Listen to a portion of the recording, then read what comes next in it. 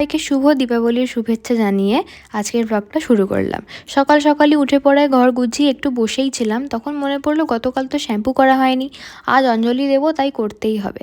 আর যেদিনই আমি hair wash করি minimum 1 ঘন্টা অ্যালপস গুডনেসের এই ফ্ল্যাক্সিড জেল আর রাইস ওয়াটারটা চুলে মেখে রাখি, দেন শ্যাম্পু করি।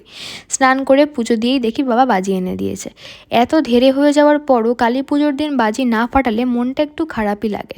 তবে আমার বাজি বলতে ওই রং মশলা আর তারাবাজি, এগুলো ছাড়া অন্য কোনো বাজি ধরাতে আমি একটু ভয়ই পাই। আজ তো উপোস করেছিলাম, তাই দুপুরবেলা একটা নতুন সিরিজ নিয়ে বসেছিলাম নিজেকে ব্যস্ত রাখতে, না হলেই আমার খিদে পেত। এরপর সন্ধেবেলা মায়ের ফুল মালা মিষ্টি আলতা সিঁদুর সব গুছিয়ে আগে গেছিলাম মন্দিরের প্রদীপ জ্বালাতে।